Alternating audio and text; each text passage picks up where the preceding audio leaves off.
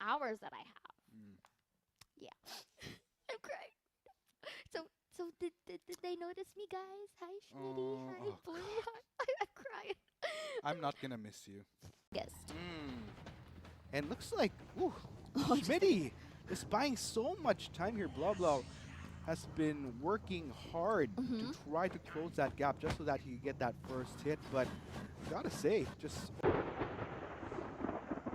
I want to thank the MCs Articuno and Ziora. You guys crushed the MC job. It was so fun to rewatch back. You guys are funny, comical, and have knowledge of this game. I also want to shout out Persuadable, Grizzly, Cat007, and Exilia for shouting on my channel. Without you guys, my channel would not be growing so fast like it is. Now let's hop into the gameplay. We are going against Blah Blah, a really skilled clown. It shows in this match. Problems comes to Ruins as the clown puts on a part. I tell him come Ruins because he can rap back to Shaq. Because we know the clown won't go Ruins. So all this is happening. He comes to Ruins. Doc is getting ready because Doc knows the clown will come to him. Doc goes to the pallet. It's always important to go into a pallet against a clown. He rotates him. And right here, he goes into the pallet. Very smart, very smart. He throws the pallet down, and Doc starts to kite. The clown should not chase the mercenary, though. It is a bad idea. He can get kited all day. But Doc goes to the 2 pallet area, throws down this pallet. Baba makes a beautiful blink. Beautiful blink. I haven't seen a blink like that in a long time, and I'm playing top tiers. Baba keeps chasing Doc. Doc is doing an amazing job kiting this clown. Doc does not go to the pallet because he knows he will rock back the pallet. Instead, he goes left and makes Blah Blah leave him. All while this is happening, my cipher is primed. All the other ciphers are becoming primed. Paul's back in check like I said he would be. And Blah Blah makes his way over to me. I go back to Ruins because that is the most safe kiting area in the map. I hop this window to get the speed boost and I throw this pallet down. He runs into it. I know he does not have blink, so I vault this window right away. He starts chasing me. Instead of going to these 2 pallets, I want to use them later. I use my owl Soren to get me to this window to buy me an extra few seconds. He dashes me here. I vault the window because I know I won't get Terror Strike. Soren saves my butt. I throw this pallet down right here, so he has to go around or break the pallet. He vaults this window. So I go right to the other pallet. Remember, pallets are very important versus clown mains. He breaks his pallet. I have enough time to get to this window. I hop this window right here.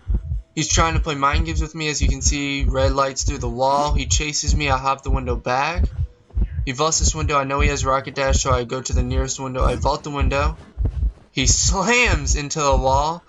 I rotate because I know he's going to hop the window because he did it before. I just go around. I go around again, just playing mind games with him.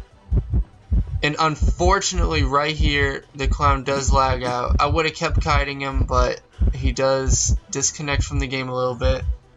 I go back into Ruins just to stay safe. Right now, the cipher is primed, but we're just kind of unsure what's going on here. As you can tell, Blah Blah has disconnected. He starts chasing me again in Ruins. And from here on out, he's just kind of laggy. Yeah, you can see right there. It's kind of unfortunate. We would have still won, obviously. But, you know, you always want a fair game through and through. Right here, he stops lagging, looks like. I run into a rock. It's not a game unless Schmidty runs into stuff. Right here, I'm super excited. I actually get a pallet stun. I never get this on Sprinter. I don't know what it is, but right here, just BAM! I'm so happy. I told Sprinter about it, and he was like, "You're trash, kid," and, you know, yeah, you can't amuse everybody, right? He dashes me. I vault this pallet, and as I vault this pallet, I know it's GG's. We just need 1 out. We end up getting 4 out. We still would have gotten 4 out because I know we're hatches. I start running this gate. He's still lagging. It's very unfortunate because people still say it's unfair. It should have been redone. We were happy to redo it. AO was happy. The admin told us not to redo it. So there's nothing we can really do there. George the bot comes, saves the day once again. We get a 4-man escape, and that's GG's to BC. And Blah Blah did an amazing job. GG's to him once again. I want to apologize in advance. Duty's match will not have audio, just me talking. Once again, I apologize for that. So hopping into the match, Duty gets statue spawn, goes straight to Shack. That is what all hunters should do, go straight to Shack because you know someone spawns there. Unfortunately, it is the mercenary at Shack. Duty does not know this, of course, but you can't get much more unfortunate than that. He goes to Shack, knowing someone's there, still not knowing the mercenary's there. Webs, breaks the pallet down faster because he webbed. He now knows it's the mercenary. He does not chase the mercenary because the mercenary can punish him with those elbow pads. Do not chase mercenaries early game, hunters. You will get punished. You will get 3 cipher kited at least. Those elbow pads are useful and they will kite you to the end of the world. He makes his way over to Wall's front gate. Mechanic is here. She gets a calibration. She doesn't move for some reason. I don't know. Maybe she got nervous. She didn't know what to do. Duty hits her. Beautiful hit. Really fast. He webs right here. And he webs right here. He does not break the pallet down. It wastes too much time. They use an owl here. Duty makes a beautiful hit on the owl, but the owl was a really good call. Keeps the mechanic alive for much longer than she would have been. He uses the webs. Speed boost, plays with her mind, gets a terror shock, and that is a very, very early kill. He brings her to the front gate chair because that is a really, really bad chair for the rescuer. Notice the robot is in the corner. The mechanic cannot use the robot or Duty will see it. So the cipher rush is slowed down because of the bad robot placement. What the mechanic should have done is drop down the robot when she spawned and move to a different cipher. That is what top tier mechanics do. Duty just places webs so he can get the speed boost wherever the rescuer comes from. Becomes a NASCAR for a little while. Finds the mercenary, hits the mercenary. Mercenary saves, hits the mechanic, and instead of going for the mechanic, he hits the mercenary, so the cipher rush is slowed down. There are 4 ciphers left. The mercenary can now not decode. He knows where the mechanic's going, uses those webs to speed boost to the mechanic. The mechanic goes down right here, and he brings her to the chair. Duty goes to the front hospital, brings her to the chair. Near front hospital, this is a pretty solid chair for both Hunter and Survivor. Not ideal for survivors, but, you know, it's easier than front gate. What Duty now does is he's checking for working ciphers to see where they're coming from, puts webs everywhere so he becomes a NASCAR. Poor rescuers has to deal with this NASCAR flying at them. This perfumer does her best job. Doesn't perfume. Unfortunate for the perfumer. Duty web shots her and she perfumes here and Duty makes a beautiful blink. Beautiful blink. He blinks while he swings. Very tough to do. The mercenary comes for the save. He web shots, so the mercenary can't save. The mechanic is gone. The mercenary's hit can't decode, and the perfumer is down. So the seer has to do everything himself. With 3 ciphers left, Duty is in a fantastic spot to get a 4-man kill, which is 5 points for Team A&O.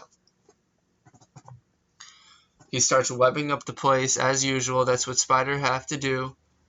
Gets the speed boost and slows down any rescuer that has to come his way. The Spider is so fast right now. It's just...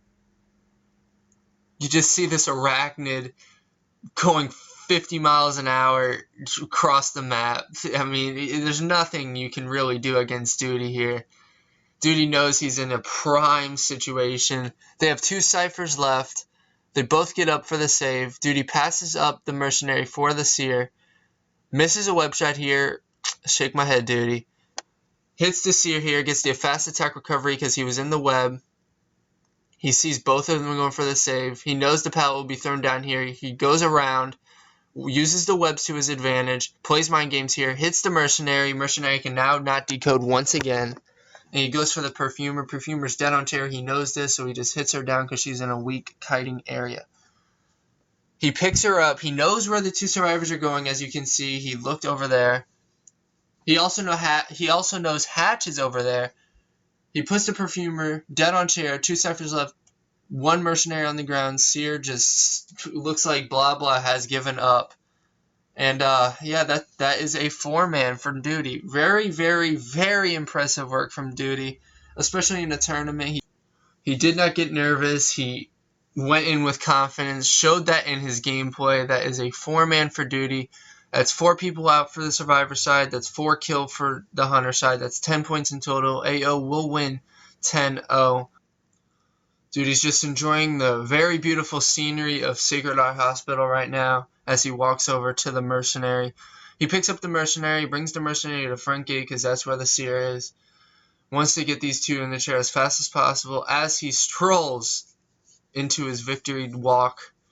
Puts the mercenary in the chair. The seer does get up. Poor seer. Duty just, webs the walls, webs everything. Hits the seer very fast. Puts the seer in a chair.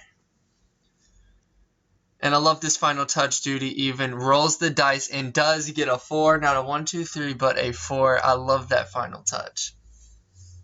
Duty did an amazing job, and I'm so proud of him. I want to give a huge shout out to Persuadable and Grizzly. Thank you for shouting my channel out. It's grown so much in the past couple of days. And Persuadable, I know you love the verbal abuse from Grizzly and I, so I will keep it up. You are too short not to make fun of. I also want to give a shout out to the fan I made cry last night. She was so excited to see me. Jin, thank you for being amazing. I'll play a lot with you later on in the future. Thank you guys for watching. Have a great day.